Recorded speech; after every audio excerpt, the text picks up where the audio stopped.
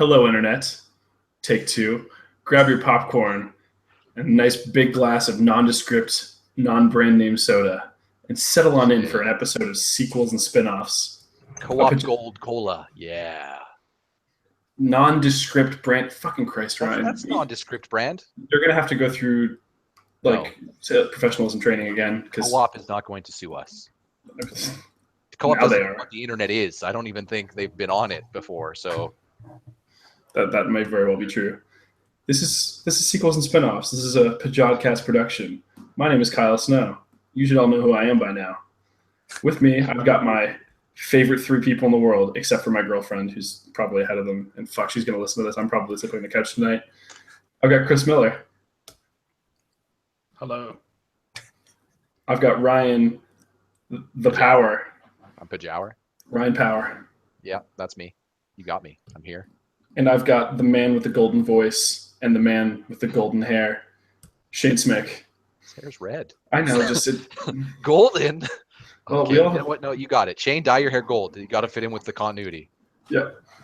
That's what it's all about now. I mean, we're in sequels and spin-offs, so my red hair is non-canon, is what you're saying. Yeah. We're setting our own canon. We're purchasing the rights to the Pajodcast that we already own. We're repurchasing. It's a rewrite. It's a fan fiction rewrite. Golden hair. You're just gonna fix it in post. Change each individual hair in each individual frame. That seems like a good use of time. I think we'll do that. Perfect. So what are we doing here, Kyle? We're sequels and spin-offs. What is sequels and spin-offs? Sequels and spin-offs. Here, I'm going to be the user. Please tell me what this is. I'm curious to hear more. All right. Well, as you know, the Pajodcast Empire is launching a lot of different podcasts. We've got Controllers and Keyboards, which is all about games. We've got the classic Pajodcast, which talks about definitely not a real-life hockey league. Sequels and spin-offs is about another topic of things that everyone knows everything about, movies and TV shows. Because movies have sequels and TV shows or series have spin-offs. I mean, technically movies and series have both of those things. Yeah, kind of. No, I mean, The Flash is Arrow and The Flash are spin-off of each other. Do not stick your dick in the timeline. I'm just saying. You can basically also, we live in a world right now where you can basically say, talk about a bunch of comic things because every show and everything is something related on either a book or a comic or something. That's a dank meme going around right now, Shane, because I don't watch The Flash, but apparently he fucks with the timeline a lot. Really? So I watched some of those episodes with Andrew, but we haven't watched all of it. So does he when he fucks with the timeline, does it create a different timeline? And can he create a paradox for himself? I don't know if they do that, Andrew, because when we watched it in season 3. That's Shane, not Andrew. Sorry. Jeez. I meant to say because I watched it with Andrew. Anyway, he changed the timeline completely. Oh God, are you seriously putting that live? That's a horrible image taken. Anyway, that's rude. That's a rude thing to do right there. Nicely done. That was me talking too. Yeah, that's a picture. Exactly. That's not a picture. That's thief. I'd like to sue whoever screen grab that image of me.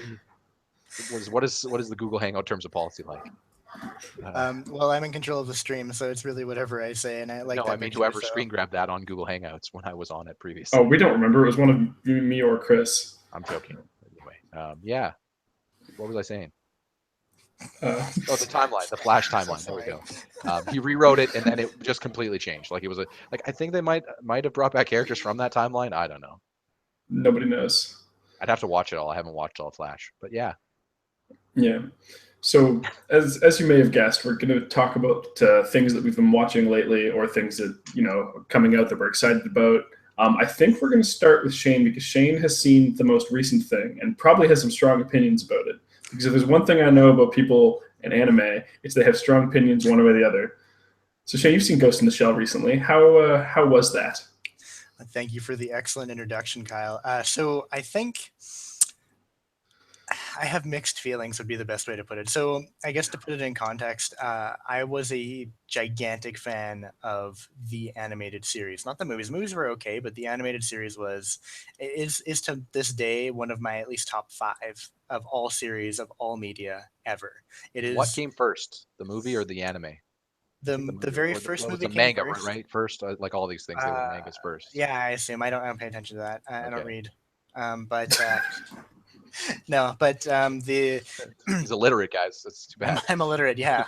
And I'm editing everything, so that's pretty great. But yeah, no, he's not illiterate. did you actually have to? Did you think you actually had to clear that up? Oh yeah. Do I think? Do I? Dude, appear to be illiterate? I'm Is that- really anticipating all the comments. You can't call him illiterate. Was he illiterate? I don't know. And then people dissecting everything you say to try to. Wow, see Shane's it. really articulate for somebody who doesn't know how to read. I think that dude's that's- just crazy. That's the nicest thing anyone's ever said about me. So Yeah. thank Anyway, you. yeah, I think in terms of the two of them, the movie came first, right? Yeah, the very first movie came first, and then I believe the chronology is there was a second movie, there was a series, and then there was the third movie. The third movie being based off the series rather than the first two movies. So, And this is based on the movie or the series, it's weird. I think they tried or to does go. it kind of do its own thing? They kind of leaned a little bit more into the movies, is what I understand.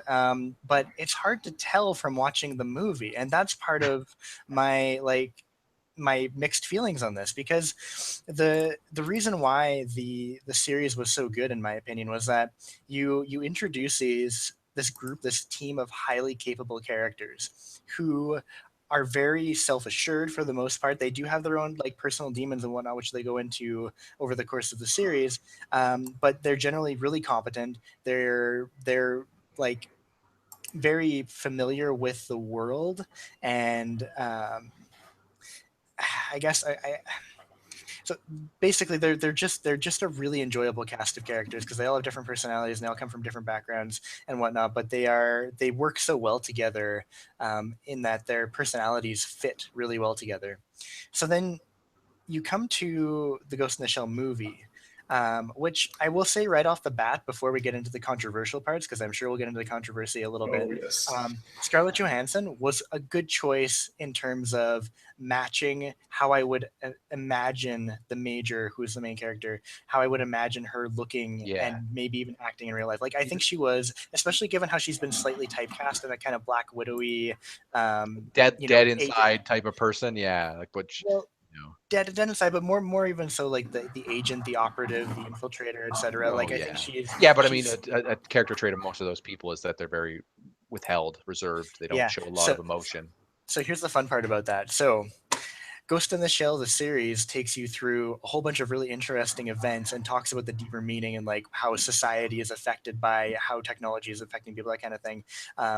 And there's a lot of action too. It's got a lot of philosophy in it. So this movie goes the opposite direction. Rather than looking outward, for the most part, we're looking in to the Major and looking at how she feels about being a cyborg, and it goes into a little bit more depth as to how she actually got to be that way. So you can almost think of it in a timeline. You might think of it as a prequel to the series. That might be the way to think of it, or maybe the prequel to the movie. Kind of. It's kind of weird. There's players that exist in the movie that don't exist in any other Ghost in the Shell, like some really major ones. Does it actually, like, one of the things I really enjoyed about the original Ghost in the Shell, I came to it a little later, was it kind of had like the not the movie, the series, I should say. Yeah. It had a like Law and Order-esque serialized drama approach to how it presented its characters. It was, here's your cast of characters. They each have defined roles in this agency, and we're kind of going to run from there. And that gives us an excuse to do our weekly thing because they're going to deal with things as this agency, right? Did they do any of that in the movie, or is it just kind of all like plot and circumstance kind of driven? So it's basically I'm gonna actually diverge a little bit from your direct question, but I'll get back to it. That's fine. What I think the studio had to do in creating this movie is they had to kind of marry I think the fanboy and fangirl aspects of the things we liked about Ghost in the Shell, either as a series or the movie, with the fact that they're presenting it to an audience that may not be familiar with the world, may not be familiar with the characters, may not be familiar with the lore, and may not have even thought about what what a future Earth might look like. It might be people who have only watched, like, their only sci-fi they've seen is, I don't know, Edge of Tomorrow or something like that. Just something that was a good movie, though. We can all agree. I thought it was a great movie personally, Mhm. but Everyone here seen Edge of Tomorrow? Yes. Chris? No, I haven't. No. I It's a think Tom that's Cruise homework for movie. Chris. It's a really good one. You should watch it. It's a Tom Cruise movie, but it's a comedy. So it's like Yeah. not a comedy, but it's really good. I can't So say anything about it because you need to let it do what it does to you. Yeah, there really are no words. yeah, Like it's a worthwhile experience just because it's what the studio did as a big movie. You're like, holy crap! Like, really? You did this? Okay, cool. Like, I'm on board, like yeah, for immediately. sure. So Anyway, continue. back to just back to Ghost in the Shell. Basically, it's like so because they've had to kind of marry like introducing a lot of concepts and a lot of characters, although they didn't introduce that many, but I should say they introduced a bunch of them, but they didn't go into a lot of depth in many. Basically, the movie, as far as character development goes, is about Major and Aramaki and Bato, and that's it for the most part. Everyone else is there, like Togusa's there, and he plays a bit of a role. And sorry for the people who don't know who these characters are. I'll give a quick synopsis. Major, main character, fully cyborg, but with a human brain. Bato, who is, I don't remember his background. I think he was ex-military or something like that, but he ends up getting bionic eyes because of an accident that happens. They actually show how he does in this movie, how he gets them, and he becomes really good at a lot of scouting and stuff. But he's kind of like Major's second in command, you could say. And Togusa is the only truly unenhanced human in this cast of characters because almost everybody in this future world has some sort of cybernetic enhancement, like everybody. And they did do a very good job, I think, of showing just like firstly it was a very cyberpunk environment and they showed kind of how far people would go to get the next cybernetic enhancement. For some people it was an obsession, right? And so you'd see people replacing their legs and arms even if they didn't need to, just because it was part of the culture. You wanted to have the newest, most awesome body basically and the Is it best fair? processing. Is it fair to say that cybernetic enhancements in this universe is kind of how like some people treat tattoos in like, the current day world, where it's I think so, but think of how people treat tattoos as if 75% of the population wanted them. yeah, that's what I was. Is it so? Is it kind of like scratching that same cyberpunk itch in that way that like Deus Ex does, where it's like, is there very much a divide in society between those that support it and those that don't? I would say yes, but this is one part where I kind of feel like they faltered a little bit. So, Okay. everything is dirty in this movie. There is nothing clean. Yeah. There is no high. I mean, there were glimpses maybe of high level stuff, but even Section 9, which, by the way, in the movie is funded from a different source than Section 9 in the series, is not. So maybe not pulling. Yeah. Okay. From basically, yeah. So there's a sense that if you have anything to do with the big corporations, everything is very good for you. Like Major, for example, is built by a big corporation. That's how it works in the movie. And basically, you see that there's a high level of sophisticated healthcare, and like she can have her wounds like stitched together by robots and stuff like that. Whereas you see, cybernetic prostitutes out on the street trying to make a dollar. So there you do see that, but there, in my mind, I think that you have to see, if you want to establish that cyberpunk aesthetic, you have to be very clear about that divide. And I don't think that they really were in Ghost in the Shell. It was like the people, like it was like going to this big corporation, for example, would be like the only place in the entire area of 1,000 square kilometers that was nice. And I don't think that just didn't seem convincing to me. I expected to see more rich people, I guess would be the nice way to put it. But basically maybe they're off doing, who knows? Is it fair to say that it was like a relatively capitalist society then, where the rich kind of like keep all the wealth and therefore there's not that many of them? I think that like there wasn't a lot of focus, honestly, on the social impacts. And this is the thing. Yeah. There was important information that I felt was left out. So, for example, I didn't know when I watched that entire movie, and I could have just missed it because they might have mentioned it in like one small snippet. I didn't know where it took place the whole time. I had a conversation with Shane, and I said Hong Kong because I thought I read somewhere that it was ripping, or that it was more inspired by the movie, the original anime movie, which was based in Hong Kong. And the original series is set in Japan.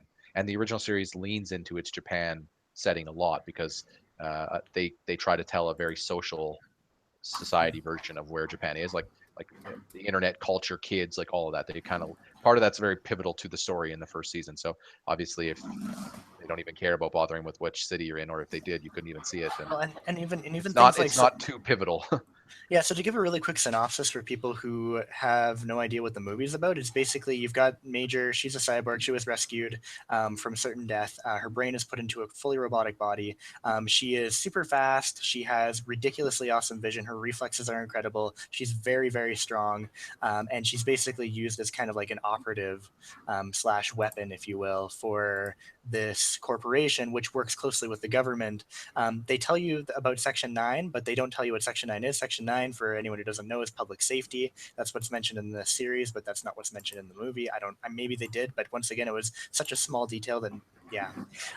And basically, it's the story of Major trying to come to terms with her kind of new life, I guess, a little bit. So there's the one end where she's hard edged and operative and all that. There's the other end where she thinks that everything that's been told to her may not be exactly as it seems. And this kind of comes to light as she tries to hunt down this one person who's particularly nefarious.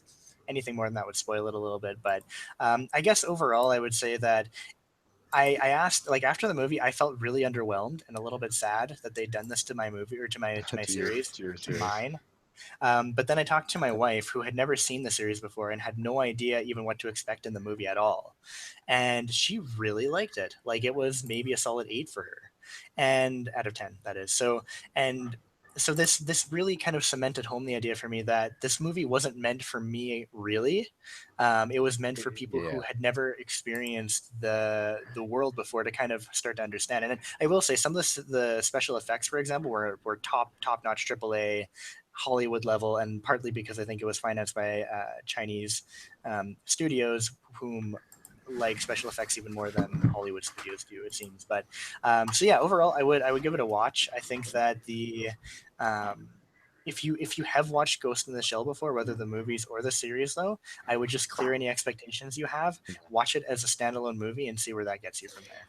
Yeah, this is something that comes up a lot when you take something like a franchise or an entity that has a very strong fan base, and you go to make something mainstream with it. Is people get really, really upset when things don't go, when they don't get exactly what they envisioned out of it. Well, I mean, you combine that with the fact that it's like Shane's affinity for it is more so the series, and this is a movie. So the series is obviously going to, as we always discussed, can do a million more things because of more running time, like different Yeah, pacing and structure, right? Like a movie has to try to get you invested in its plot and caring about the characters. Thank you for that image. I'd like you to use the real image again, please. The that goofy image of me. Anyway, a series this doesn't have to do that. A movie has to essentially sell you on its characters and story and setting in the first half of it, and then by middle act try to produce things fast enough to keep you interested. But nowadays, because of the way audiences react, it can't be too exposition heavy. It can't feel too convenient. You have to try to make it feel natural. It's like, you guys, there's only 3 hours. Like, there's only so much you can do in 3 hours. You're trying to like a lot. You see a lot of movies now jump time to try to justify. Oh, well, this happened in between. Now you Yeah. don't need to think like it's like, and I'm okay with a lot of that stuff. I'm okay with hard cuts. Like a classic example of this is The Dark Knight Rises, when um, spoilers for anyone who hasn't seen The Dark Knight Rises yet, 5 years old. But Bruce gets out of the Lazarus pit equivalent, the cave or the sewer, the well, and then magically it doesn't give you a timer on the screen.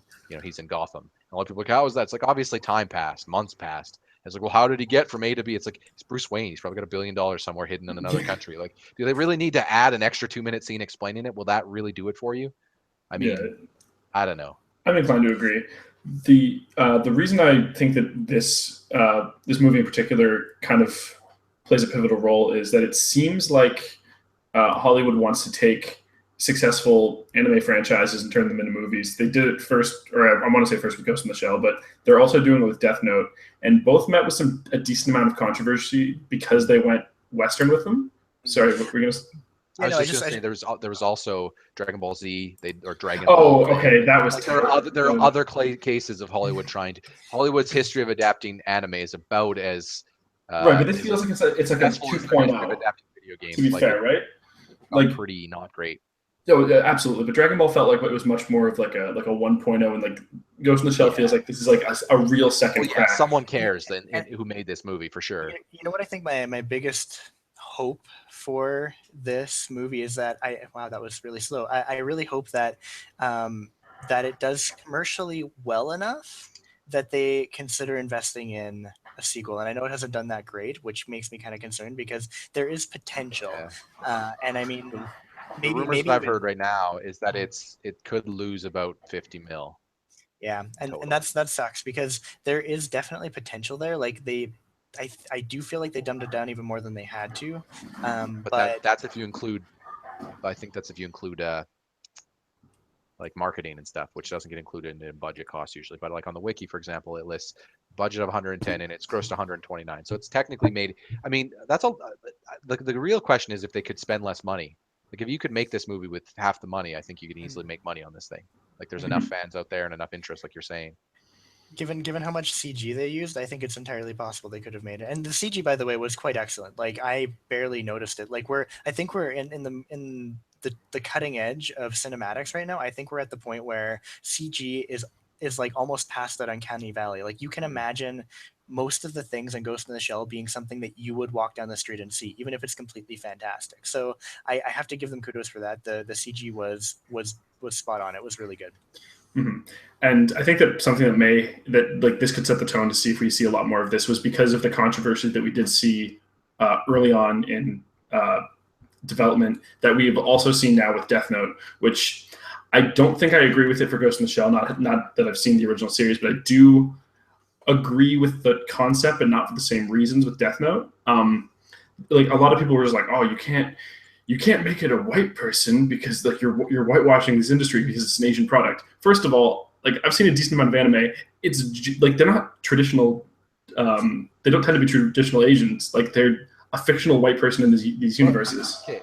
And okay, just sorry, I Go just want to ahead. say for Ghost in the Shell, I'm not like, and we're a bunch of white guys talking about race, Yeah, so of this is going to be course. great. But I Oh just yeah, want this to is gonna go say, over really well. I know, but for the purposes of Ghost in the Shell, here's the thing about Major. Major is literally a cyborg. She can literally be anything that Anything. they make for her. Exactly. She can change her appearance at will. She can go She's a robot. invisible. Like that's one of her abilities. So But what is here's the thing. I don't ever the whitewashing arguments in everything is like really weird, and they obviously was brought up with Ghost in the Shell. It was brought up with another recent release that I'll get into a little bit later that I've watched, Iron Fist. And I mean Okay. it got changed in that, but I don't know. Like it's to me, it's like a thing where people say like is the crutch of the argument that they want to see more Asian or more non-white people getting paid these money, or is the crutch of the argument I think these people think these characters are more relatable if they're white and they're trying to make relatable characters? But this is where I lose the connection because none of the movies we watch nowadays, none of the media we engage in for the most part, unless it's literally going for that, is relatable. None of the Avengers are relatable. I can't be Captain America, so what cares what race they're in? Could Any of totally be them are. Spider-Man Like though. I don't give a crap what any of them are because I can't relate to any of them. I'm never going to be what they are in any capacity. Like I'm I know. looking, like I'm not watching it to engage with them and oh man, I really understand why so and so character feels like. Like if you get some of that, that's great. But isn't that why they focus on so many different characters now? Because it's just like we're gonna throw a bunch of arcs and character types out there, regardless of race. And here's what you think. And I don't know. I just feel like, especially in Ghost in the Shell, like Shane mentioned, she's an android. Yeah, she Like could be literally anything. I'm never going to be, well, I can't say that with exact certainty actually, but I would assume I'm never going to be an android brain with cybernetic body and have to deal with an identity crisis that way. Like, so the character isn't relatable to me to begin with. So I don't give a crap if she's black, white, Asian, Filipino. I mean, Yeah. whatever. Give her a No, race. I agree, and It especially makes because little difference. we're dealing with a future period. Like we don't know what has happened between present day. I'm going to say Japan or Hong Kong. I don't know which we don't know. We don't know where it takes place. But like present day Asia, you could see like a mass exodus of white people over it at some point. You wouldn't know what would happen. The reason that I don't like them, I'm not going to say whitewashing, but westernizing Death Note specifically, is because I don't think Death Note happens in America. I don't think That's a that fair story is argument. very Like, yeah, the believable Tokyo in Japan. setting of that, especially since Tokyo itself, like that's not even a race thing as much as it is a culture thing. Exactly. The android. Culturally, I don't. And that's the thing. Like you can't. Japan is so far ahead of the rest of the world from a culture perspective, which I think everyone actually agrees with. Or sorry, disagree. I shouldn't say that. But Well, it's not I even think just that. It's I the way. think there is an argument to be made that Japan culture-wise is a little bit ahead, simply because. Well, Still I disagree. don't know the reason. You disagree? You don't think Yeah, Japan's ahead in culture? I think Japan started ahead and stagnated, and now they're Really? behind. Yes. Like so much of what we do and adopt, like even from a media perspective, ends up emulating a lot of Japan. Maybe Like, from media perspective, but I think that like the culture is the subject of another podcast. But I think I'll just say for myself personally, I don't think that any culture is ahead per se. I think it's more that the paths that different cultures take lead them in different directions, obviously. that's And Japan's direction is not the direction that I would be interested in living in personally. So how when you about talk cultures, more appropriately, a media infused culture of Japan has certainly influenced a lot of where media is now in what the Western and the general world. I think you can look to classic examples of everything from even video games, like Guitar Hero. Things existed well in there, well before here. You know, you look at a lot of the things that people invest in, the rise of like Pokemon and like things of that. Like there's a lot of phenomenons that are Japanese based, or they were really popular in Japan, and then people saw them and went, oh, I get why this. Like even like mobile devices, like everyone was using all that stuff in Japan well before we were. Yeah. Although here's an anachronism which makes it really weird, because you say that, but the thing is, flip phones were still super popular in Japan until about a year ago. And That's true. by super popular, I mean they're staying in the past with that, yeah. So that's what I'm saying, is that it's. You're right. So I guess I shouldn't say that that they're ahead in terms of like taking new ideas and keeping up with them. I guess more I should say that, as Kyle put, they were ahead of us in a lot of cases, or for whatever reason. I think maybe it's a population thing. I don't know. Yeah, culturally, I would have to say just the way that things happen. But just to kind of get back to the movies and specifically, all the arguments I'm making for the reason to disagree with Death Note is because you can't make them for Ghost in the Shell. It can have literally whatever culture you want. It's too far in the future. It's a fictional world. Death Note is supposed to take place in a specific point in time that has already happened in a specific culture, and it doesn't work in America because the way that law enforcement is handled is completely different in the West than it is in Asia, and that whole story was built around it. The best parts of that story are Light infiltrating into like when he starts contracting to dealing with L, into how he manipulates how law enforcement sees things, how Japanese culture does things, so he can still act as Kira while he's trying to falsely catch Kira. That never happens in Asia. One of the arguments that I want to make sure that I'm very clear with my points here, because I tend to be on the same side of things, but for completely different reasons than the people who are calling it whitewashing. Like I heard people who were arguing that it was really offensive that they made L a black guy. And I'm like, okay, well, that's a really stupid argument, because L, like, that's one of the best, like, why would you be mad? That's like arguably the best character in that show, arguably, or in that movie, arguably. Really? You're side L, I'm side Kira. Sure, but like that's why I said arguably. That's a top. I don't agree with what he did, and like I'm not saying that. I mean, no, I know you're not. You wouldn't actually kill people with a book if you had it, with a magic book. You wouldn't do that. You disagree with that, or is that what you're saying right now? Jeez, Ryan. But what I was getting at was like the reason the argument I was hearing is that it was offensive because they killed the black guy, and I'm like, okay, first of all, he has to be. The whole point with L is he has to be a minority. In Death Note, he's in Japan with a bunch of Asians. He's a white guy, but he is the minority in that country. I think he was presented as Asian as well. Wasn't he English or something? He's English. Yeah, he's English. Oh, he's British, right? Yeah, because his butler, they're all from Britain. I mean, it's tough to tell with an anime when everyone has Sephiroth and Cloud's hair. So yeah, but you know, I mean, he's supposed to be. He's a white guy in Japan. I just assume everyone's Japan with that hair, because who in America would? Hi guys, like. Well, he's not from America. He's from England. He has to stop and do tea. But that was I saw that. It looked like a real stretch for you, Kyle. You're like, what do English people do? What do they do? It's tea. No, it's but like the whole point is like, it's a minority, and if you're in America, like you could do an Asian if you want to, but that's just that's weird that you go with a black guy. But also, like, that's not the point. How is it like offensive that the character dies? Like, is it offensive that Sean Bean dies in most of his movies? Is it offensive that the one movie that I've been in, I died? Are you offended? I mean, a little bit. Everything, Kyle. But when you in that line of view, everything's offensive, right, to someone. Everything's offensive. Sure, but I mean, like, is there a logical train of thought behind? Yeah, I think that what it comes down to is that, you know, I don't care. People can think whatever they want. That's sure. But on the other hand, like when we take, and I'm not going to use two words that people would use to describe this, but when you start policing things based on people's feelings, I feel like you are doing things that could stifle creativity, if nothing else. Agreed. I really understand their need for social justice, though. Yeah. Sorry, you didn't want to use words, so I figured, I don't know, I'd let it. If only there was like a warrior to. Yeah, I don't know. Speaking of Warriors, have you seen the movie Warrior? It's pretty good. I have haven't not. watched it recently. I have no reason to bring that up other than Tom Hardy is The great. Word Warrior. Good movie. Yeah. So Shane, you've seen Ghost in the Shell. What else have you seen?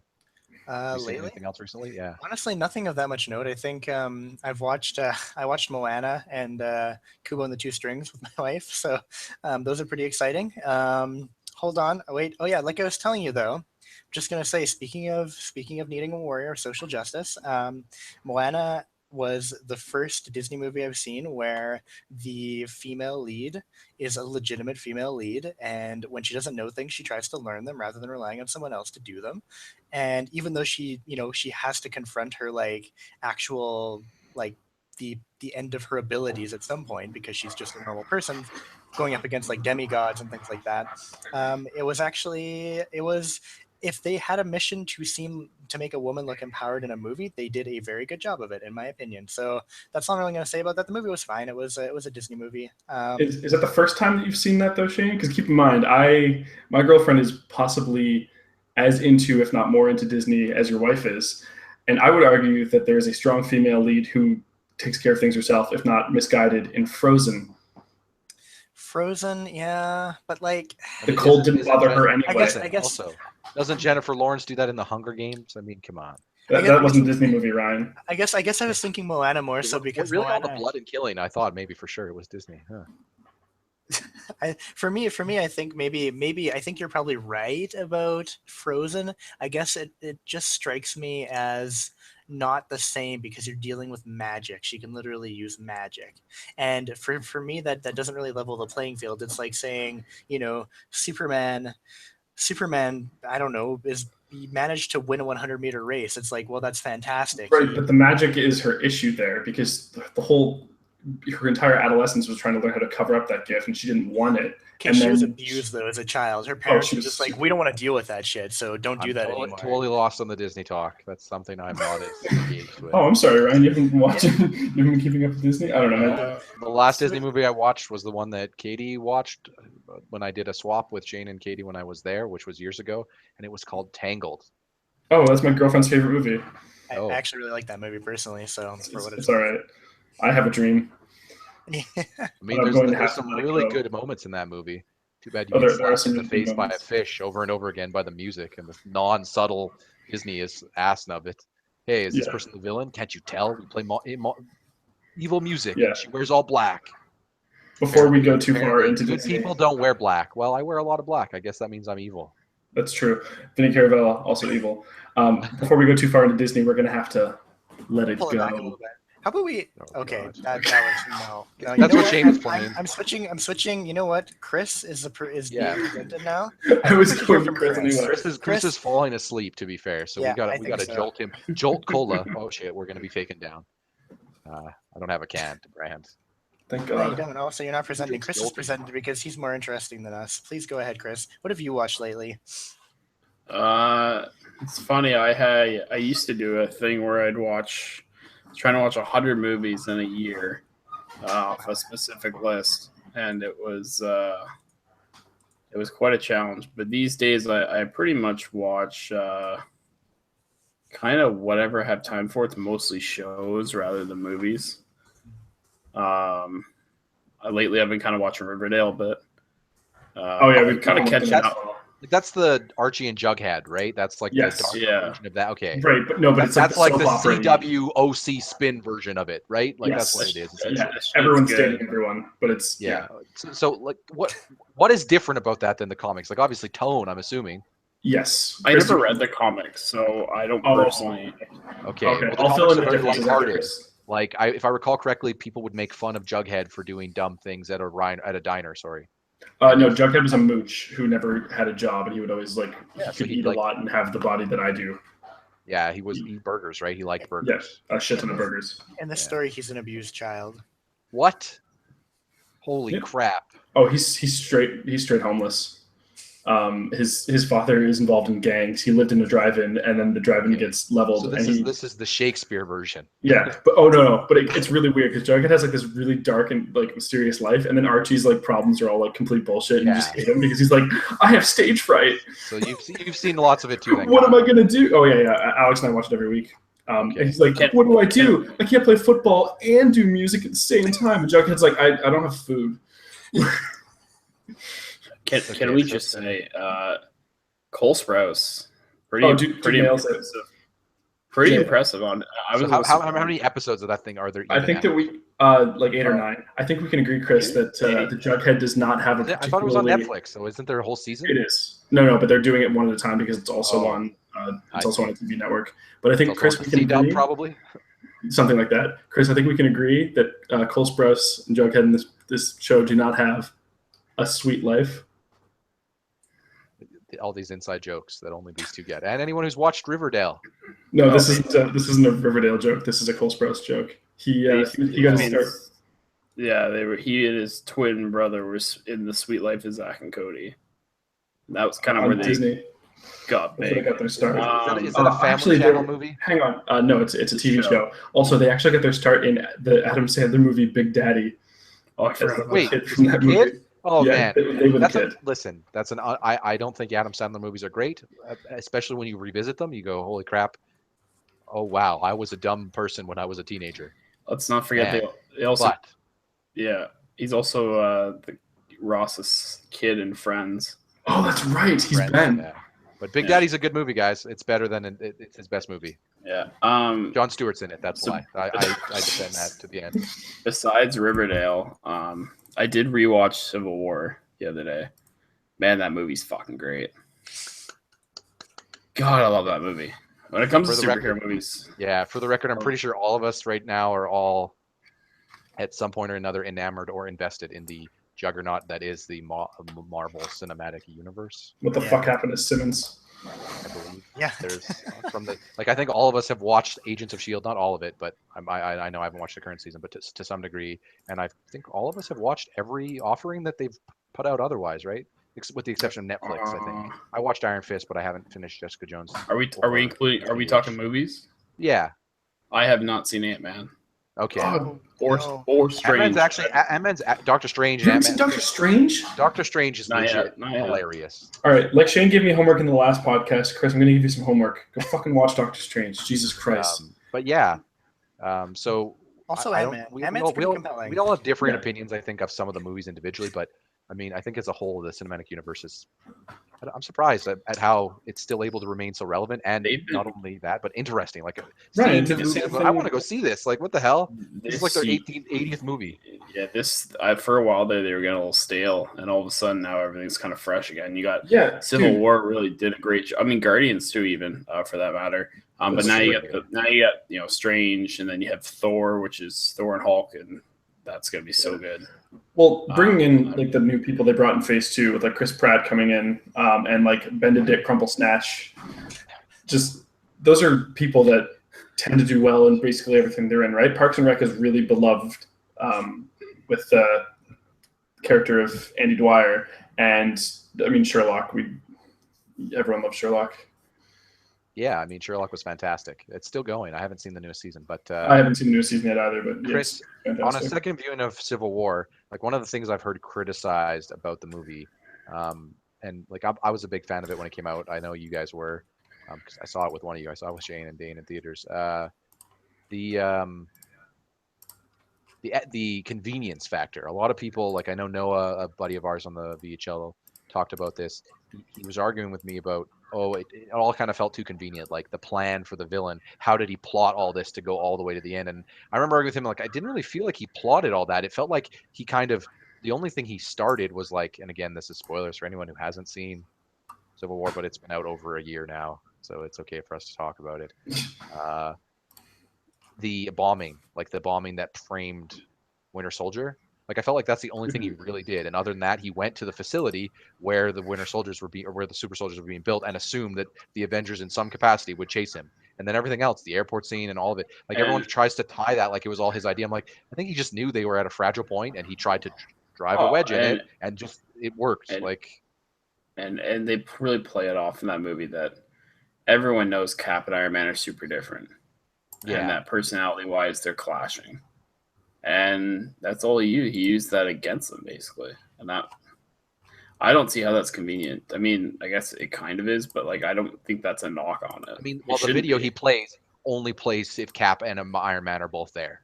Like that only works because Stark discovers the horrible thing. Which, by the way, that was like going into Civil War. One of the biggest things I was clamoring about the MCU was that Stark's character was just too much what they market Robbie Downer Jr. as. Like, I'm the jokester that sells. He was fantastic on that the movie. Character arc that they decided to go through Civil War, Yeah. like getting to see him go darker. It's like, yes, finally, like giving him something, like giving me a reason to care about him other than, hey, remember original Iron Man? I was great at that. That was 8 years ago. The scene towards the end It was where 9 years ago now. Yeah, I know, it's almost 10. Where Cap essentially, after he sees the footage, and Cap essentially says, like, you know, he wasn't in his right mind. And he's like, yeah, I know. He still killed my mom. And then, like, instant dark. I was just like, oh, that's so good. Like, that scene alone made me love that movie. Yeah, the airport scene is obviously what everyone talks about. Like, that's one absolutely. of the best, funnest Marvel action scene. Like, you know, I always say this about people. In terms of fun, absolutely. When I saw the original Avengers, like Shane knew me back then, and Shane can probably remember that I was showing him Marvel animated features and Avengers comics, and what they showed in Avengers 1 was like what I was pitching to him in my mind. I'm like, this can work. Like, this will be something awesome if they do this. And to see it happen, like to see your ideas, like obviously not specifically, but to see some of the ideas like play out, it feels good. It feels real. It's like, yeah, but they topped that with the scene. Yeah, I didn't think I was gonna have a movie above Winter Soldier, but I put Civil War above it. Yeah, I was the same after a second viewing. I liked it a lot. Given a lot of praise to Winter Soldier, so I know that's a big look. It was the best Marvel movie. It's incredible. Until it doesn't even feel like a Marvel movie. Like it's like Metal Gear meets Marvel. I don't know if we want to go down that road. The opening scene where he's going down the boat and just like ripping through. It's like Metal Gear to me. It really keeps you waiting. It's a spy movie as much as TSP's in that opening scene out of nowhere. Like, that shit is great. Yeah. Ryan, you're starting to mix your memes now. Oh, and then the music when Winter Soldier first gets displayed on the streets and chasing Sam Jackson, it's got like that spy, and he's like shooting things, and he's got the metal. Oh man, they.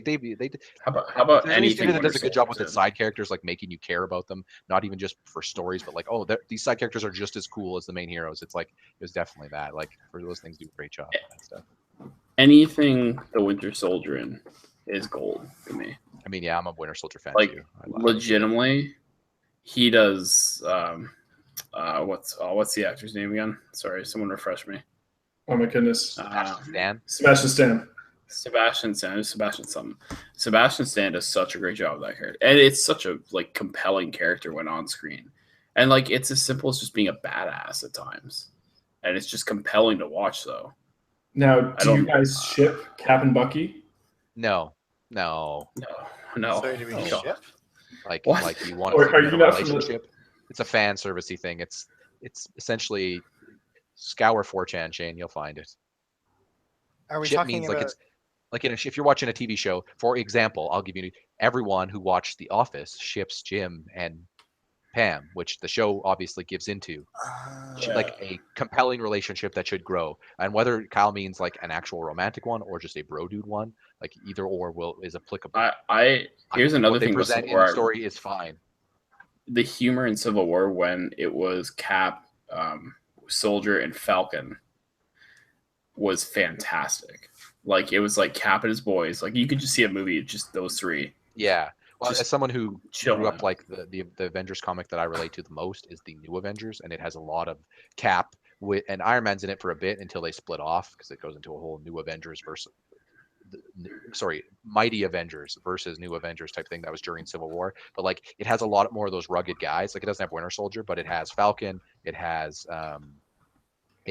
Wolverine in it, Punisher at points, and Cap hates it. Like, but it's the same thing. It's like we're in a abandoned bunker because we don't need Stark's money, and it's just Cap and his boys. Like it kind of is that way, and I always dug that. It was like it's like if you took superheroes with powers and then we're like, but we're not going to do things any differently than they did in Vietnam because that shit was effective. Like we're going to run it like a military, whereas Stark runs it like a government agency, and that contrast always I dig it. Like it's very much like the two sides of the coin, and they try to play it. Which that I actually way, think is really interesting because Stark is a businessman. You'd think And now, once again, coming from someone who's never read the comics, but as a businessman, you think that it would be part of his job to disrupt the order and to, attempt to create, kind of basically make himself rich, but also to not really kowtow to people who are higher than him. Like, as a really successful businessman, that's kind of what the impression that I got during the first like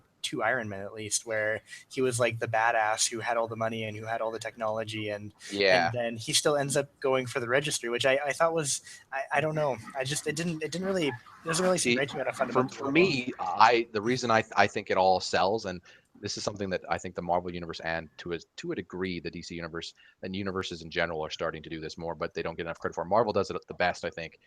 Future installments make old installments better because a lot of old installments build to things and you don't know what they're building to. I think a classic example of this, and is for about Civil War, Avengers 2, you started to see Stark on peeling. It was, I have problems with this. Like his ego started to become the center focus. And I think what you're saying, Shane, is early on in Iron Man 1 and 2, he was, I'm going to disrupt the system and the badass.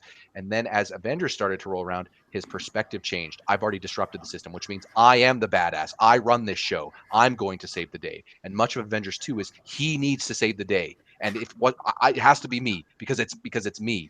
And that starts to consume him. And then you see the dark turn in Avengers 3. Or sorry, in Civil War. And I think they execute it so well. You see this guy that clearly believes that he has issues living up to the expectations of his dad. They play into the family stuff so well, and he wants to be the beacon of the government to set things right because it has to be him. And I think that blinds him. Obviously, I think they really do a good job. Like Iron Man doesn't have a believable perspective in Civil War, and I think that's intentional. The only reason the characters choose to side with him is because I think for a lot of cases they don't want the conflict, and they think if they side with the government and Stark, there'll be less conflict. And then, of course, as Vision clearly states, it goes up in flames anyway.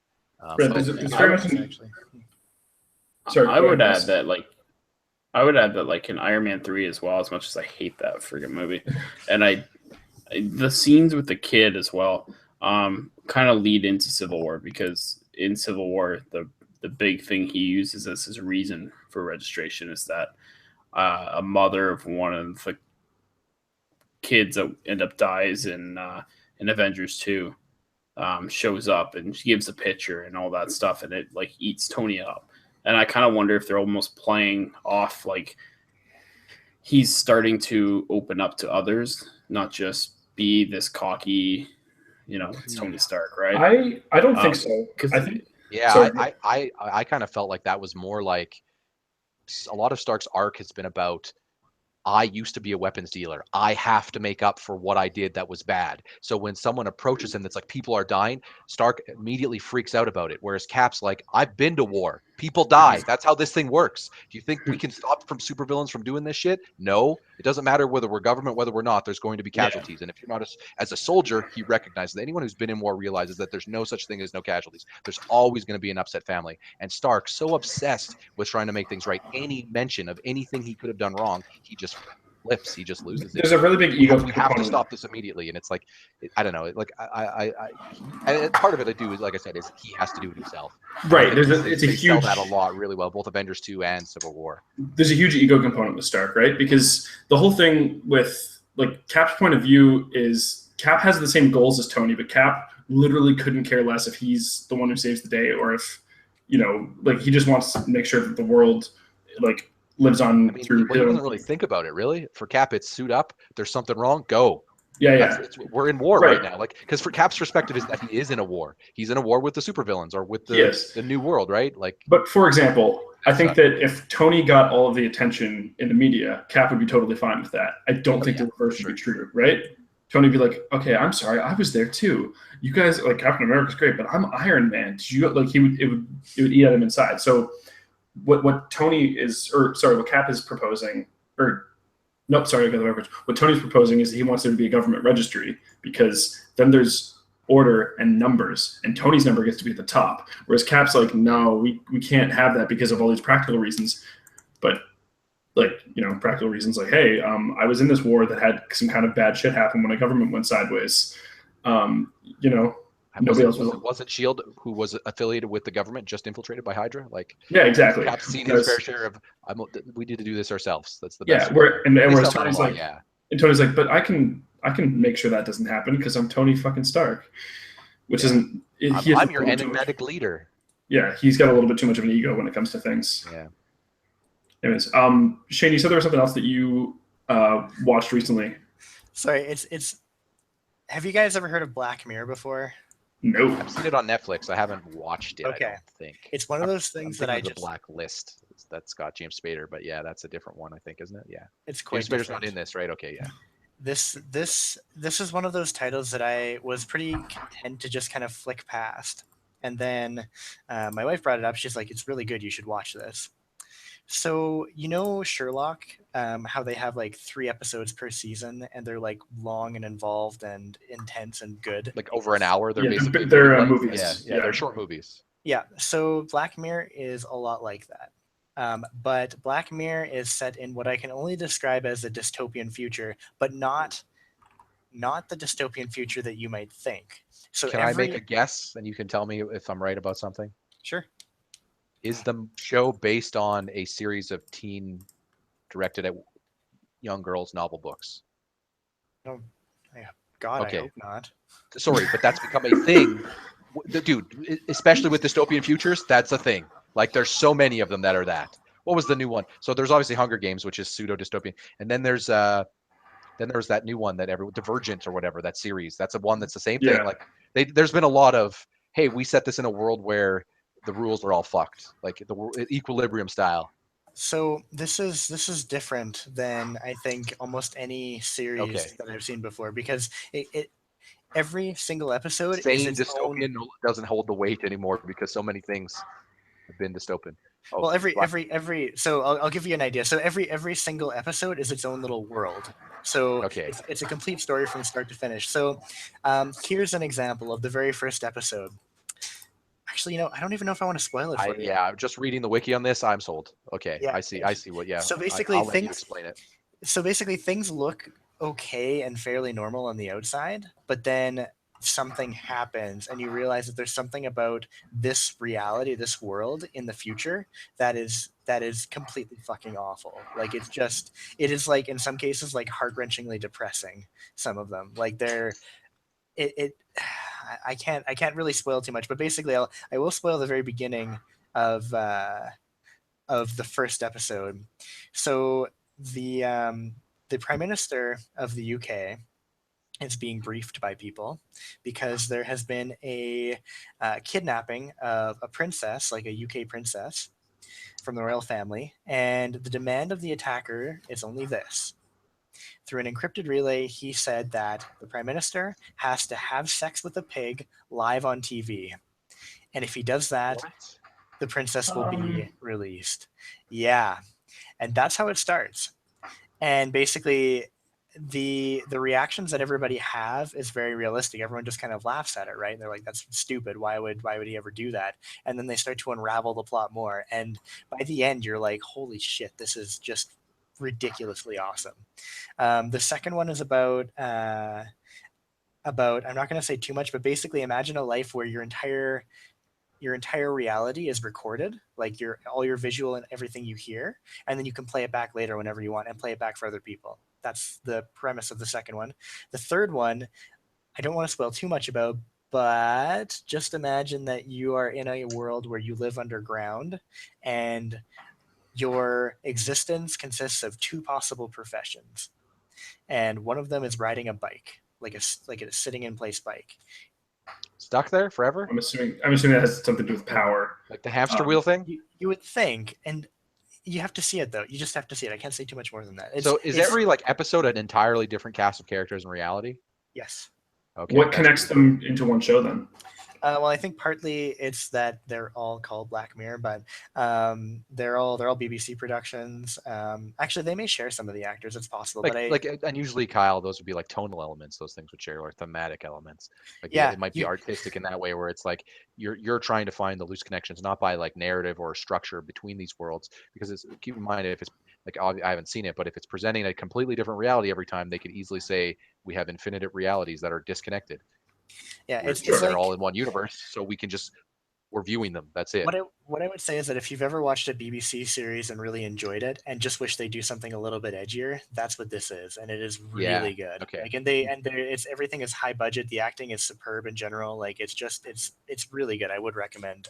It's on Netflix. I can't recommend enough. I just finished season 1 and it was fantastic. I'll briefly cover kind of some of the stuff I've watched lately. I saw a couple movies. I watched Hell and High Water, or Hell or High Water. Is that what it is? With the Chris Pine bank robbery movie. Chris Pine, Ben Foster, as well as. It's a weird pair to put together. The cop in it too is the Big Lebowski. What's his name? I always forget his name. He was the villain in Iron Man 1. Jeff Bridges. Jeff Bridges, of course, the amazing Jeff Bridges. That movie's fantastic. I generally think it's one of the best movies. I'm catching up on my last year. I didn't watch as many Oscar movies last year, or Oscar nominated or top movies, whatever you want to call it. The one thing that really works about this movie is, so picture and I'm not going to spoil too much or much at all, hopefully, but picture a setting that is modern day, right? And now it's modern day, like inside of like Kentucky, like those type of the South in America. All right, now get rid of all the cities. The cities are there, but these people don't operate in the cities. Okay, so these people are bank robbers, and it opens with them robbing banks, and nobody's at the bank because it's who banks in rural cities? It's a bank. I mean, the whole, like the towns they go into, of course, everything's dead because as is going the way of the world, everyone's moving towards the cities. That's just how the world's going. You know, there's like a scene where the cop goes with his Indian friend, and they make Jeff Bridges' character makes some references. He's pseudo racist. They kind of skirt the line with that, and they go to this diner where this old lady serves them. And I believe the name of the diner is something like "We Serve Steaks" or T-bone steaks. And she says she tells them their order. You're getting a rare steak and a fully loaded baked potato.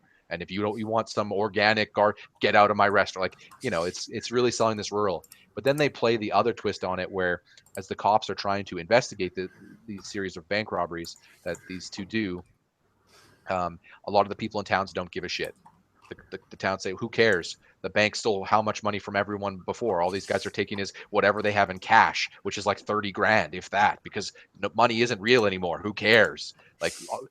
And it doesn't, like, it tries to paint like this idea that the bank robbers are they bad or are they good? Same with the cop, right? Same with the other side of it. And it's a very effective, it's nice and short. It's only like an hour and a half. Like, it's not a super long movie. It just nails its message, and it sets that world, and it's kind of like, it almost says, look at what we're leaving behind, and maybe we're having problems because we are leaving. So like, we are leaving people who don't want to adapt to this world behind, and sometimes they can't engage in the world that we're in, right? You know, et cetera, et cetera. It reminded me a lot of and I think it's fitting that they set this in the South. If you watch any old school, like National Geographic or History Channel documentaries on the Wild West era, it felt very much like that, where you have this clash because you have these people who want to live in a time that's evolving, that's essentially, you know, swallowing them in the future, and the way they live their life and the way that they even knew life is just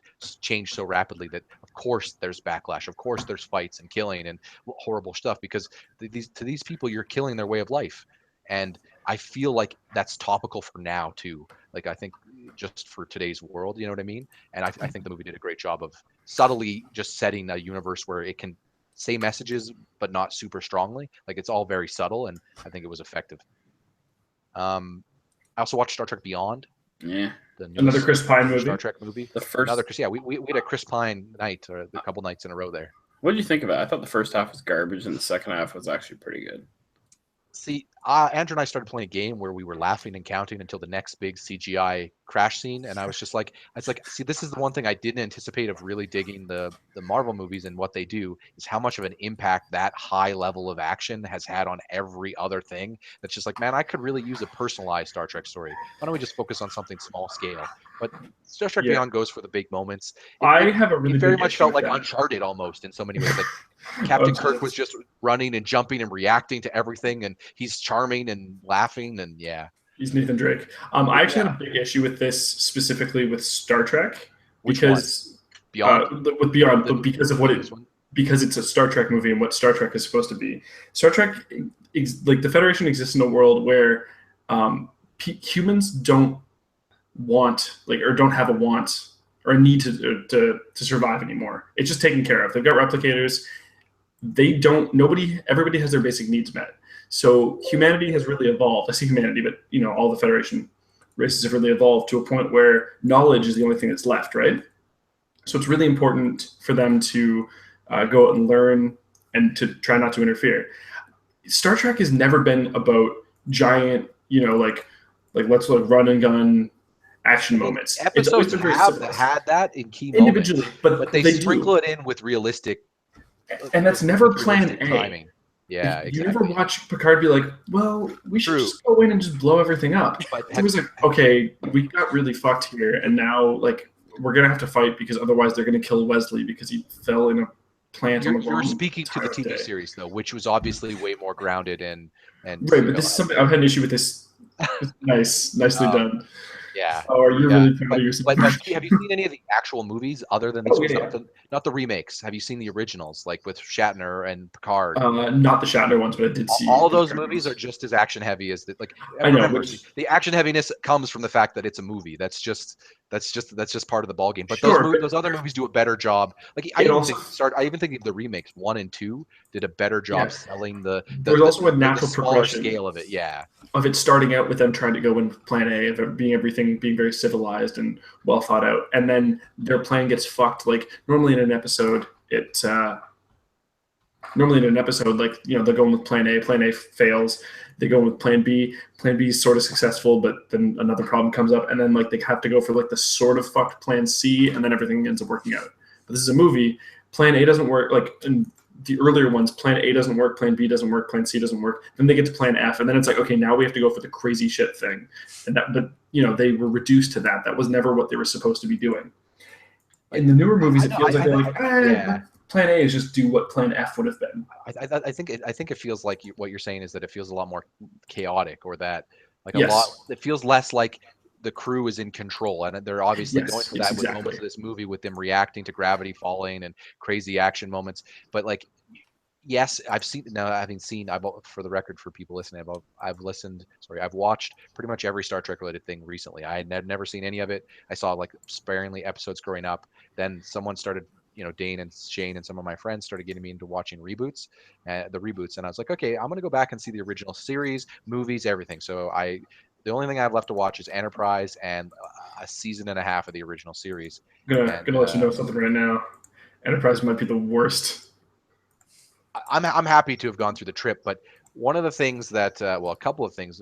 One of the things that I think they're trying to mimic and beyond is how fly by night as a leader Shatner was his version of Kirk. But the problem is that even though he's fly by night and he makes a lot of what would be considered reckless decisions, they're reckless decisions as what they would look like in a world where humans are that advanced. And I feel like Star Trek Beyond didn't do a good enough job of that, where it felt like the humans were never in control. It felt like they were like as I say with Nathan Drake, where they just run into a situation they're completely unprepared for. And I don't think that sells, because it's these guys have data banks of knowledge. They would at least know something. For the situation they're in, and they just didn't want to tell that story. And I mean, I think at the end of the day, Beyond is still good. It's not a bad watch. It's just you're right. It's not really what you I should also expect from Star Trek. Clarify that I have a big I probably have a bit of a bias with this. I was a Trekkie growing up. That was the first thing that me and my entire family were watching together. But that was a big thing with me and my dad, watching all those series through. One of the comparisons you and I used previously was you and I were privately talking about Star Trek versus Star Wars in terms of how the universes feel like they can get away with the type of actions their characters are making. In Star Wars, all the actions are very reckless. It's war, it's ships. It very much feels like if you were to go to Roman times, or even Earth in the early 1900s, and say this is the type of people in space. But Star Wars gets away with it because they present the universe as very lived in and old, just with technology. So these people are of those mindsets and ilk. And Star Trek tries to say we're hundreds of years and even thousands in the future, and these people are advanced. They're in the they would be mentally advanced too, and their first decision wouldn't be war. or survival or whatever, right? Because we've evolved past those concepts, and I think Star Wars gets away with it more because they present, not only is it lived in, but they do present at the front a long time ago, right? They say it's not even just this that isn't either. real people. This is people ages ago. It's not even just that either. It seems like with Star Wars is that all of the races seem to be on a very relatively similar level. Yeah. Things. When humanity came into Star Trek, like the Vulcans introduced themselves at first contact, and then it's kind of like Mass Effect. They just brought them into their existing culture. It was like, you guys are with us now. Riffed on that, but yes, technically. You know what I mean? Like, I mean, inspired by, I should say. Sorry. I should. Yes, I'm not trying to say Mass Effect did it first. I'm saying yeah, probably more people are familiar with Mass Effect than the kids might be, than the old 90s and 80s shows. Yeah, exactly. But it's very similar where like humanity just kind of comes in. The Vulcans are there to just kind of be like, hey, like this is how things are done in space. So just hang out, do your thing with us. We'll show you the ropes and you guys can kind of take it from here. And then they had reached a level of maturity where they were able to, they didn't have to go through all the same issues you'd have with like piracy. I mean, there's still piracy in Star Trek, but it's not the same problem you would run actual into. Pirates and spaceships. Yeah. Take it on a little. Chakotay has an eye patch and a peg leg. That's true. Have you seen Evil Chakotay or Dark Chakotay, whatever they called him? Yeah, I don't remember what they called him, but he's got like a crazy different tattoo on his face. Yeah. So the other thing I've been watching, and I will go into a full pitch mode on this as the last topic, I suppose, because we have hit our hour-ish mark. The show that I know Shane's watched that I'm going to sell everyone on right now. You must watch it. This show is going to be the next Breaking Bad. This is the next thing that everyone in season 4, which is its last season, people are gonna be like, oh my god, this show. It's called *Halt and Catch Fire*, ladies and gentlemen. Ah, shit, yeah. What the fuck was that face? The face on the thing, right? He's not cutting to me, so I was trying to do it so that he cut, but he didn't. So just so you know, most of that is actually sounds from Chris. Like when a sound happens and I've got no one focused, it just brings that up. Yeah, it brings. That's okay. It's not the end of the world. Well, but that's what I'm saying though, is that I wasn't just intentionally. My mic is also so low that away from me that it doesn't ever. You notice how I never come up when I talk because it doesn't know. You're up right what's now. happening. Not for me. It shows Kyle. Do you have yourself clicked on me? Because that could be the case. No. Oh no, it never brings up yourself if you're the one up. Like I'm talking right now. It does when Shane features it. Okay, I see. Okay. Yeah, unless that's anyway, the case. *Halt and Catch Fire*. Probably I'm almost done the third. Well, we're halfway done, I believe, the third season. It is a fantastic television show. It's got fantastic acting. It's led by the actor Lee Pace, who I didn't realize this at the time, but he's been in a bunch of stuff, but he was Ronan the Destroyer in Guardians of the Galaxy. I didn't recognize him because his role was so limited in Guardians, if still acted well, but he had also had so much makeup on that the roles aren't even comparable. Anyway, this is a show set in the 80s. Not the birth, but kind of some of the real exciting timelines in the tech industry. So Lee Pace plays a character named Joe McMillan, who I affectionately dub Action Joe McMillan. He is what the show likes to call the visionary. He's the ideas guy. He sells you on. He's a salesman. He's an ideas guy. His dad is rich and works for IBM. And he is an IBM guy, and the show centers around him leaving IBM, finding a random coder who he finds who is a college dropout, and or is in college, as well as a hardware guy. The coder is a girl named Cameron, and she is her character is very distinctly anti-corporation, screw society, very punk rock. I'm a coder, and like later on in the show, she founds a company, for example, called Mutiny, to give you an example of where her thoughts are. She's very she's very anarchist, and obviously Joe is the exact opposite of that, given that he used to work for IBM and he's all about selling great ideas to multimillionaires. And the hardware guy is named Gordon. And Gordon Clark, and he is a very attentive, very focused on hardware. And the show likes to present like this very interesting, hard dynamic that was, at the time, it would have been really hard for companies to even and they show this, companies to come together and accomplish anything, because people back then in those positions were very ideologically rooted. The hardware guys were so rooted in that the hardware is way more important than what's coded on it, because this is the power. The coder people were like, all that matters is what you do with it. The sales people were like, all that matters is how much money we make on it.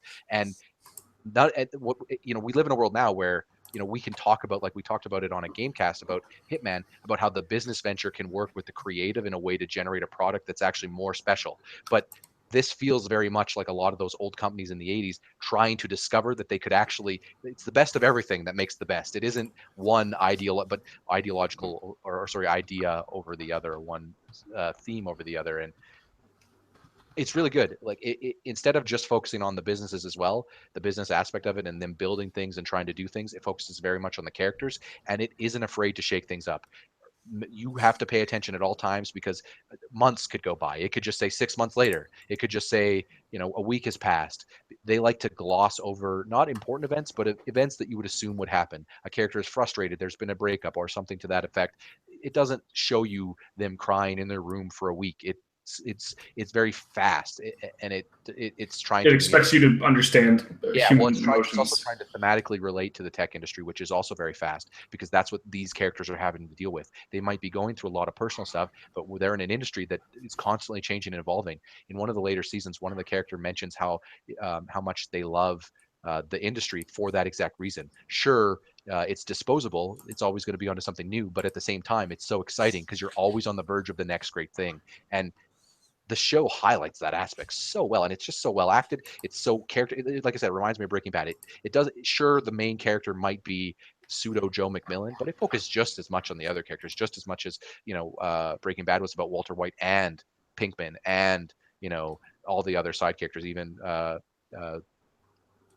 Saul Mike, Goodman's character. Skyler, Yeah. Saul Goodman is His the name son, of the character. yeah. And I recommend anyone watching, especially if you're interested in the techer in that age. There's a lot of like nuggets that are just like, oh, these characters and their kids are playing the original Mario on Nintendo and trying, like, they see that and go, is this a big thing? Oh, that came out of Japan. Like, and you're like, it reminds people of perspectives for a lot of the things we pine for now, how infantile they were back then, and how I think it justifies why sometimes people didn't predict what a lot of the things that ended up being big ideas as big ideas, because those people are from a different time, and what they valued is what they put their money in, and what they valued isn't always the things that ended up being where we are now. You know what I mean? And Yeah, well, the it's world such is a good series to watch because of where the world is now. Because I think obviously the tech sector at that time influenced a lot of the current society, like a lot, especially in the Western world. Like, whew, the world really has changed a lot now because of science, bitch. Basically, because of everything that was going on in California and in Silicon Valley and in the tech sectors just at that time. And like, and then they spice all these good character relationships in with it, and these good characters.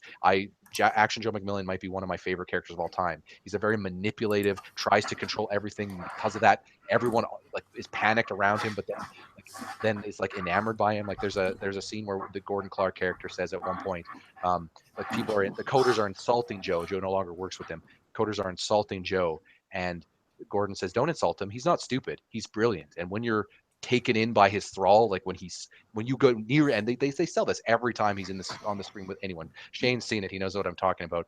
Joe goes like he just takes control, like James Spader in The Office. He takes control of the whole scene, and you're just lost because you're like, this man is just insane. And it's a must watch for me. I recently made a top 10 of all the shows I've watched since I've been binging a lot of shows like Buffy and Star Trek and Angel and Trailer Park Boys and a big list. This show started as I first got into it, just outside of my top 10 list through the first half of the season. In another 2 seasons, it's already probably creeped its way into my top 5 shows all time. It is just so well done. Shane, you've seen some of it. What do you think? It's one of my favorite series that's ongoing right now. I think probably, I mean, the characters are just really compelling. And I'm sorry, my dogs are actually probably killing somebody. Give me 2 seconds. That's okay. Yeah, I mean, to Shane's point, like to the compelling characters, like I said, it's fantastic. He'll have more to say, I'm sure, when he gets back. Of course. You guys seem sold on this at all? Do you guys seem like it's on Netflix for the record? It's like Game of Thrones, hour-long episodes, but only 10 per season. So I find the 10 per season limit makes shows like this really easy to binge through. Yeah, especially on Netflix, that definitely does help. The service. I'm actually looking to Alex and I were looking for something to watch together. We're watching the UK Office right now, but then it's really short. But most of the time, we always watch things together. So he had me sold on Black Mirror, but now I'm not sure if I would rather watch *Halt and Catch Fire* first. Shane, you've seen both. Which would you watch first? I would watch Black Mirror first, if only because it's shorter. Yeah. Okay. So Is it there's 30-minute eps?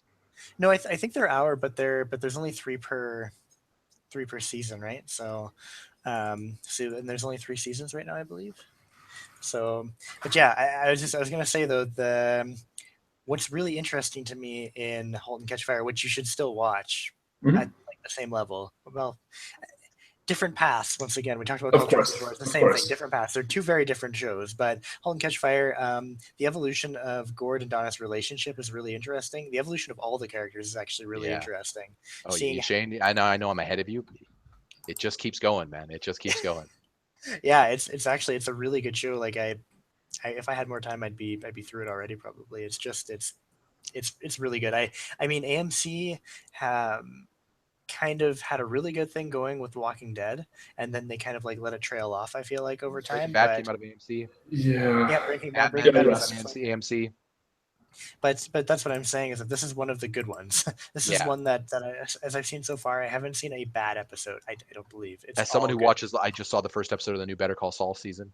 That's AMC. That's fantastic. It's obviously in its 3rd season, but if you're a fan of Breaking 3 Bad, already? Jeez, I watched the first one. I mean, Jimmy McGill's a very interesting character. But it's made by Vince Gilligan, who created he's the Breaking Bad. showrunner of Breaking Bad. So it's fantastic. Yeah. Yeah, that's also the right character to take for a spinoff out of. See, it's funny that Shane brings up Walking Dead because that's actually, to me, that's the weak AMC show. I agree, 100%.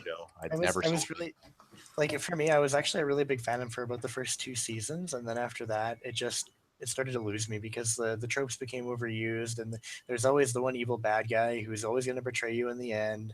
There's always the place they think is super safe but will definitely be overrun by someone doing something either stupid or reckless or being emotional for no reason, and then overcomplicating things and causing a rift in the group, and so they've got to split up.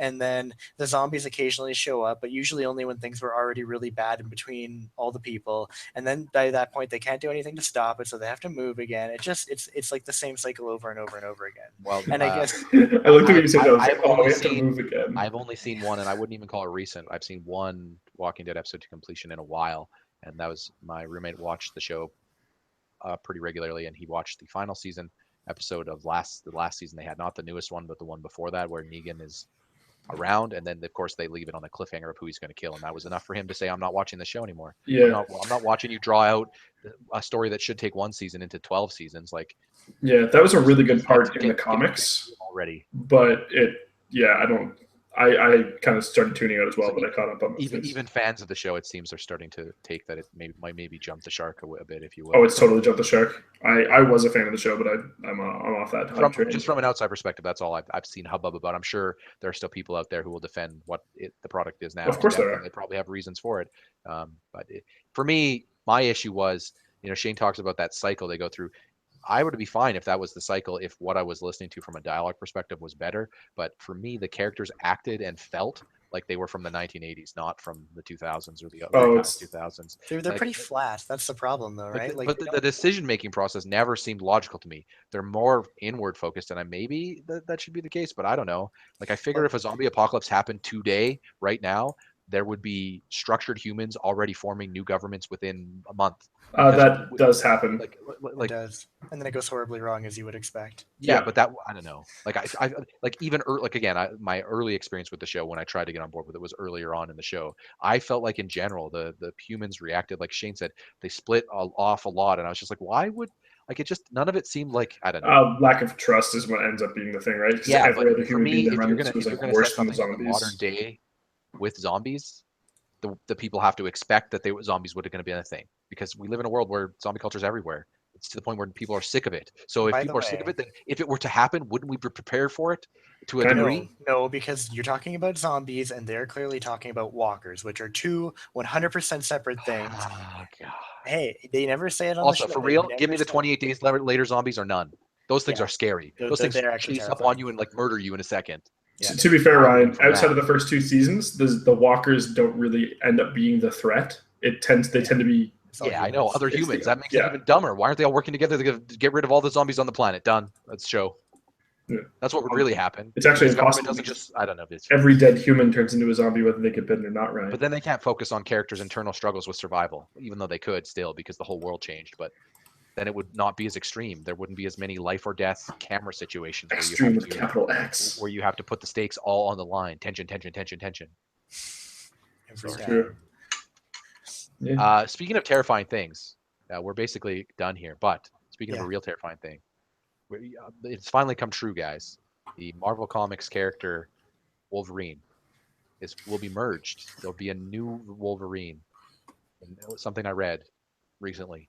Now I don't know if they're going to change its name or not. Didn't read it much deep. It was just a teaser type thing. Apparently, there has been talk that Hulk and Wolverine will be one. This Oh yeah, I've character that seen is a this. Hulk Wolverine, and I'm like, if that was a villain, it's over. I'm the most You could make a horror franchise out of that alone. That's the most scary thing in all of life. A monster that has claws and an adamantium skin that repairs all damage and gets stronger and better the angrier he gets. I think it's You angry all lose. the time. You because- lose. It's over. Yeah, they got to give him Wolverine's mannerisms too, because Wolverine's always pissed off. Well, but even the Hulk though, like someone could like throw a small rock at him, and be like, because he has anger management issues. So Yeah. I mean, yeah, I don't know. I've never been a gamma monster. So I think what needs to happen is that this can't happen for another, like, let's say 75 years in terms of a film sense. What has to happen is that Hugh Jackman and Mark Ruffalo have to have kids, one a son and one a daughter, and those two kids have to get together and have a kid, and that kid gets to be Wolverine. yes. Oh man, that would be interesting. Well, it's been a pretty good cast, guys. Inclined to agree. We gonna call this now? It's been over the hour limit. Oh yeah, we're like hour 20 now. All right, I think, host, don't we you all can have outro work us out. tomorrow? We all have work. Outro us out. Yeah, but I work at a restaurant. I work at like 4, and it's only 3 a.m. He works, but he means to say is he waits. I like to be up in 6 He waits hours. to work. He waits to because he works. I only get 6 hours to sleep at most a night, Wait, anyways. no. Yeah, but Chris didn't sleep last night, so we'll give him some credit there. Yes, we were gonna record a third one, a sports cast, but we will be waiting on that. But we should outro this, Kyle, They've been waiting on me to finish waiting. Yeah, so that Jay knows where to delete. we should. I didn't Hashtag delete the Hardy Boys. Oh my god, no, I'm kidding. Well, Man, even a Hardy Boys reference doesn't get Chris jumping. He's really tired. we can't end it on that kind of garbage, Ryan. Jeez. He's the biggest Hardy Boys fan of all time. I mean, here's what you need to end it on. A, give the MCU a chance. I recognize that a lot of people got comic book fatigue, but trust me, it's actually not. Stop looking at them as comic books. They're just stories with multiple characters. Like, the source material is irrelevant at this point. They basically are doing their own thing. That's true. B, watch Halt Catch Fire before Black Mirror, Kyle, because Halt and Catch Fire is one of the best shows. I'm gonna let Alex pick which one she wants to watch, and we're gonna watch that one first, and then the other one. You know what? No. How about this? How about you show a scene of Joe McMillan, and he'll sell you on watching that first, because that's what Joe McMillan does for a living. Ryan, I don't watch. Watch a single episode of Black Mirror. It takes a very. How about you small alternate? time. That's what you should do for next week. Alternate one after the other. But see, when I watch And then stuff come back on with a season watched of each in a week, and then we will talk about them. I mean, that's what these things are all about, right? Podcast hashtag goals hashtag. I don't use Twitter at all, but hashtag. No, you're not going to be in charge of the Pajodcast Twitter account. Jesus, you are not connected with reality. Ryan, you really are the Teal'c of the group. The what? Teal'c. Teal'c? Yeah, you're Teal'c. What's Teal'c? Have you never seen Stargate? No. Okay, Is that the dude with the thing in his thing? Got like he's sorry, I the Dan dude with the Reichered that. thing. What I mean to say is golden amulet embedded into his forehead. He is the Make him Jaffa character. all-knowing. Yes. That's not to make him all knowing. That's not what made him all knowing. I'm sure he's more smart than everyone. That's right, more smart. He's not. Oh, you. Nope. Listen, is he not a wizard or a monk? If he's one of those two things. No. If Dungeons and Dragons lore have taught me anything. He's the physical Dudes guy. with special. He's the physical guy. Oh, thank you so much for meeting Ryan Shane. Jesus Christ, Ryan. Oh, look at his face. Put it on him. I actually don't know how to unmute him now. Oh, well, that's not a big deal. I can unmute myself. That's weird. That's like pseudo admin powers. Ryan, he's slap on the wrist. He's the physical guy. He's their muscle. Really? Yeah. Oh yeah. I'm being dead serious. All right. So everyone, with that said, great cast. I think Chris is falling asleep, and I'm going to follow him soon. may I suggest we call it here? Yes, I am going to go back to playing Breath of the Wild. Oh shit! I probably going to play some more Ultimate Ninja. Or maybe I'll watch something. We'll see. Maybe. But until next week, we've been the Pajod. Thank you everyone for watching. Whoever watched this, you're awesome people. We appreciate it. We don't need to say probably it. there's going to be some terrible people. But I just realized we haven't done the traditional YouTube thing of saying people should like, subscribe, follow. No, fuck that. We're not sellouts. Are we better than that? I'm a sellout. I'm sorry, guys. This is why I'm the plus one. Shane, Hey, everyone. Thanks so much for watching our channel. The Pajodcast with Pajod Media here. Got Ryan Power, Kyle Snow, Chris. Oh, my God. I don't remember your last name. Christopher Miller. And me, Shane, Mr. Smick. I hope you all had a great time. I know I sure did, and I know that everyone else did too. Remember to hit that like button, subscribe if you're new here, hit that little bell thingy in the top right-hand corner so you get notified every time that we send out a new video, because we are here to make great content for you guys. And I just thank you all for all your support. I love you all. I know everyone else here loves you all too, and we'll see you next time. Challenge Bye. videos. Hashtag no shame.